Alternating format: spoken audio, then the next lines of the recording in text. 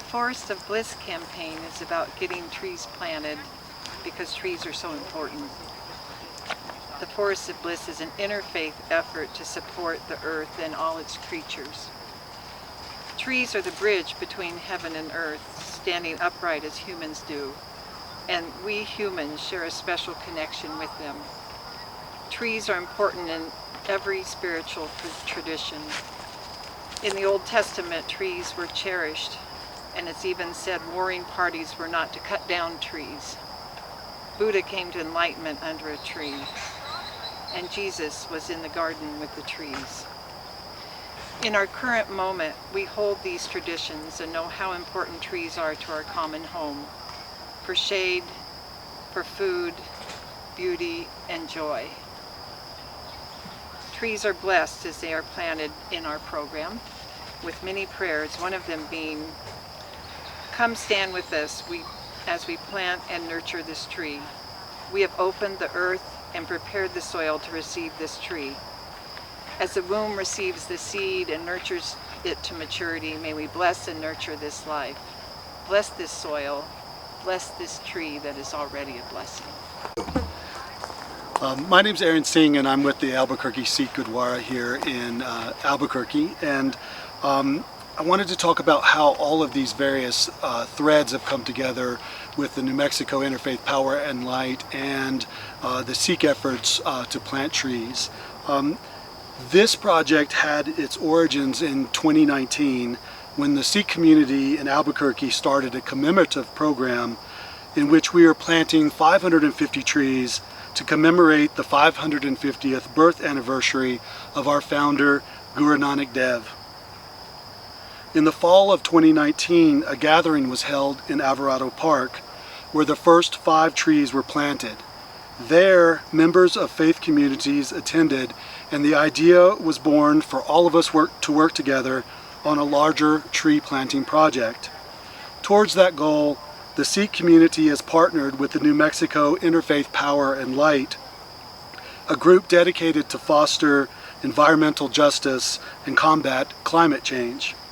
So far, trees have been planted at the Rio Grande Community Farm where we are today, the Albuquerque Tiny Village, Alvarado and Graves Parks, San Felipe Pueblo, Van Buren and Emerson Middle Schools, East Central Ministries, and other places in the city and in the South Valley. Now, the Forest of Bliss project was the idea of our president of the Albuquerque Sikh Gurdwara, Manjeet Kaur Tangri. And she initiated this planting project, and it was her idea to name it the Forest of Bliss. A central tenet of the Sikh religion is seva, or service to the community, and sharing resources with those that are in need. In addition, the sharing of food and the companionship with others, regardless of color, religion, age, sexuality, gender identity, or nationality, is an important practice. Sukh, translated into English as happiness, joy, or bliss, is the permanent state of mind that Sikhs strive to obtain and to proliferate in a chaotic and anxious world. Sikhism seeks to foster a healthy body, mind, and spirit for all of humanity. To that end, our emphasis has been to place trees in public, community spaces that benefit the local population who live in so-called food deserts, to provide nutritious fruit and nuts to school children, veterans, and refugees, or to alleviate hot spots or areas of the city that don't have enough shade trees.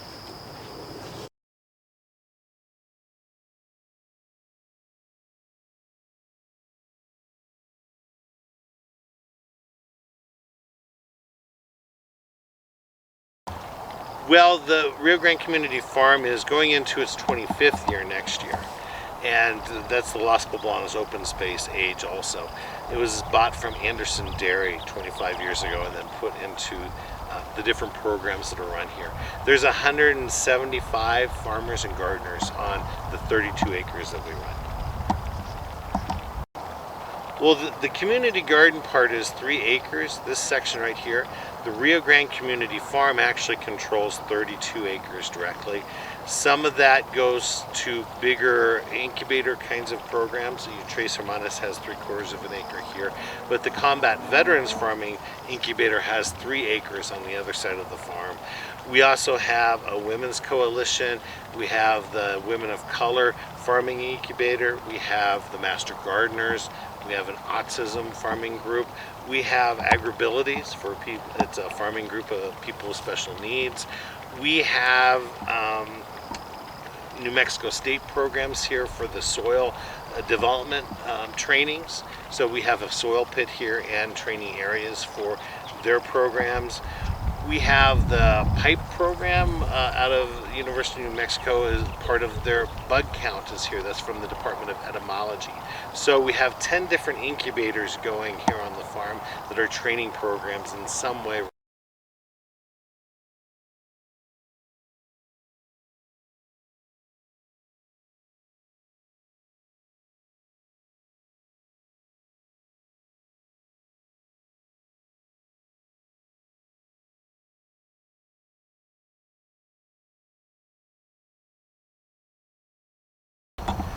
This is Tres Hermanas Farm, which is the refugee farming incubator here at Rio Grande Community Farm. They are part of Lutheran Family Services, which is the refugee resettlement organization for New Mexico. The State Department will help work with them as refugees come into the country and resettle into areas that are somewhat like the area that they came from. In this section, it's 3/4 of an acre. Split up in between 5 different sections. A family will take over a section for a year and farm it, and then what they produce here they take home. In other parts of the farm, Tres Hermanas will work cooperatively, and then what they raise in those areas go to market, and then the money is divided equally among the farmers.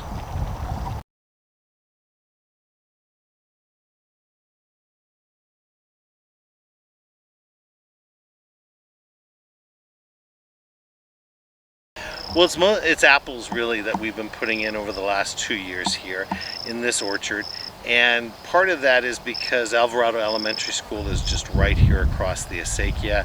Being able to connect apples in elementary school students is a pretty easy practice, and it's also part of the curriculum that APS buys for 3rd graders, where they talk about apples as part of their science projects.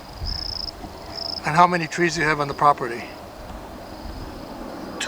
That's donated? Donated. 35 are in the ground and 30 are at the greenhouse ready to be moved over and planted as we can. Okay.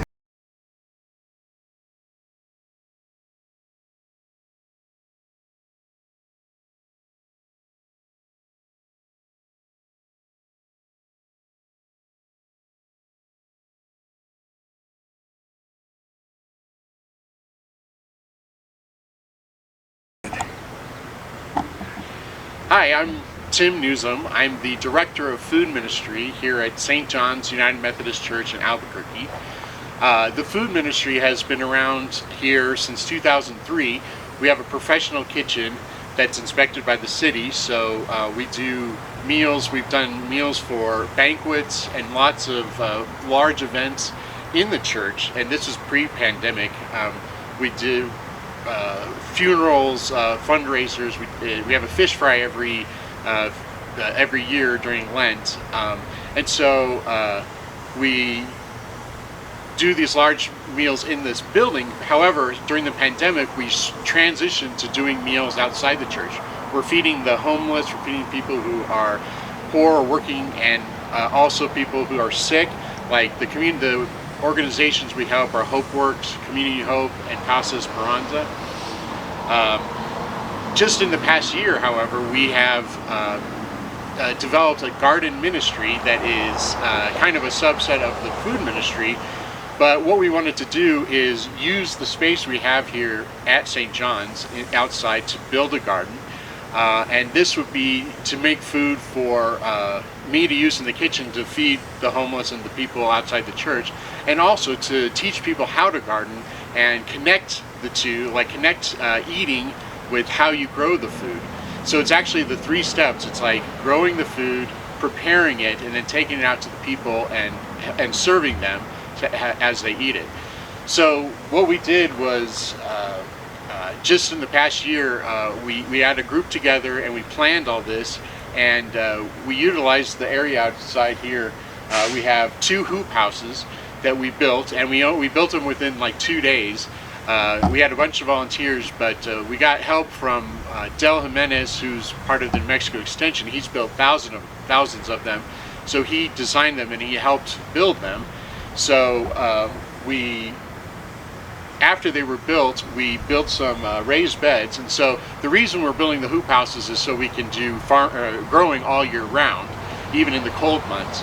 And so what we did is we built raised beds inside the hoop house. We built 22 raised beds, painted them, and this was all through members of the congregation, engineers. We have lots of engineers, and so they designed the raised beds.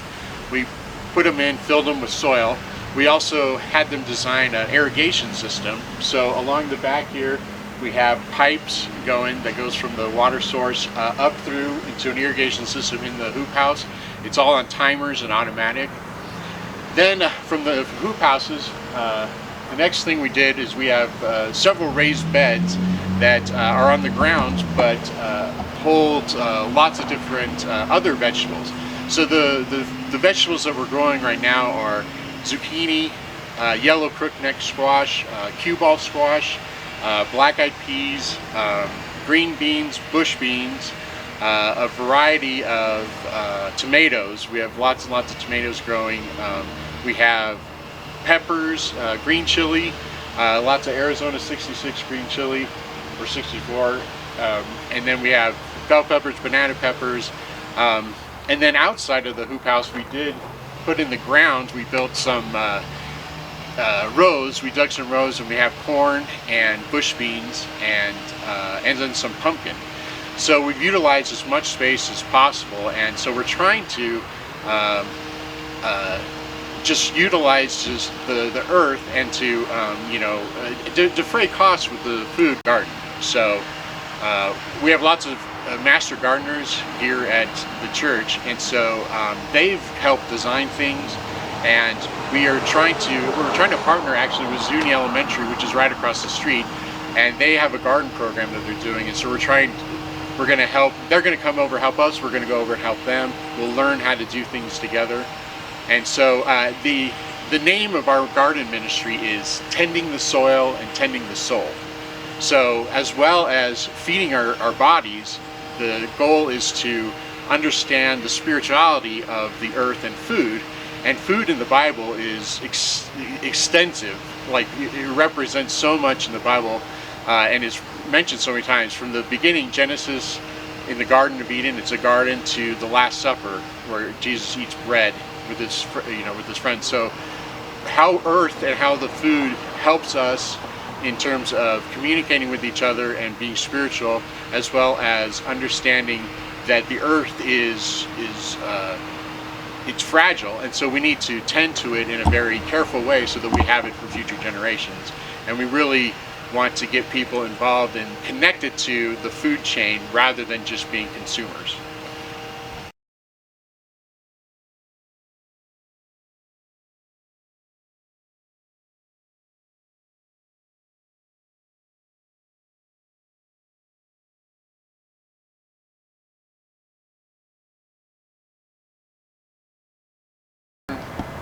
When they get full and they turn a little bit yellow, maybe, you pull them and break them out.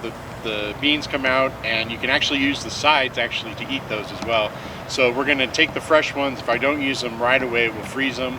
We'll just keep them going like that. But I'm going to use them for sure in some stews, some soups, some dishes, maybe some with some collard greens and stuff. So I'm looking forward to harvesting these here pretty soon.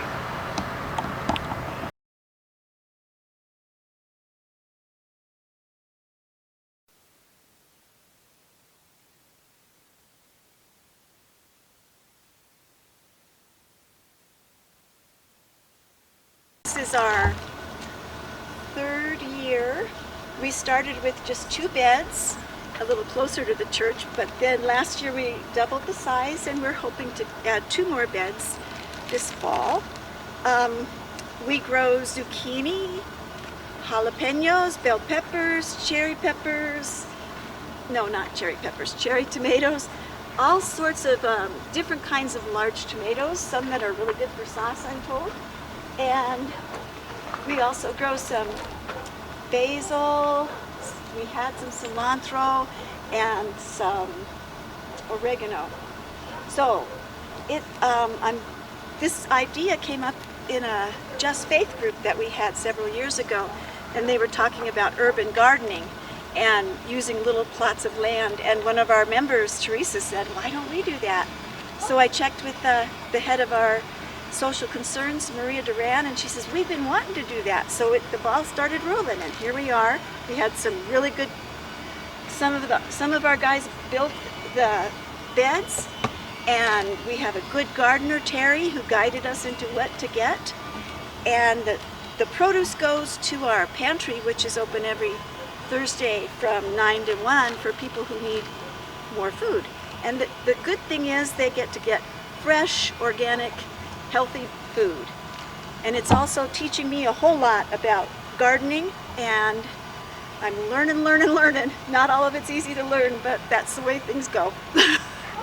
So I'm so grateful for this opportunity.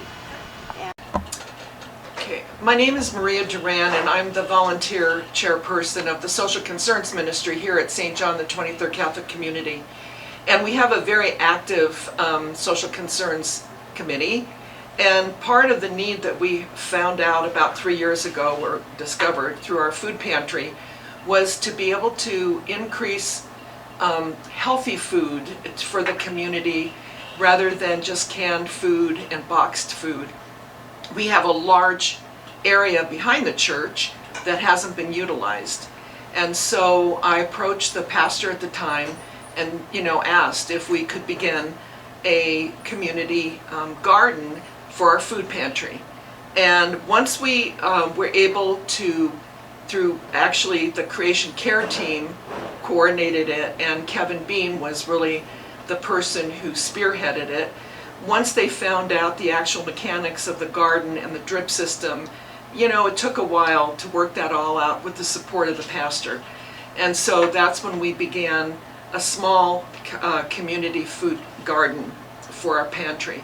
The food pantry is opened to the whole city, and that's very unique because many of the food pantries really focus on quadrants of the city.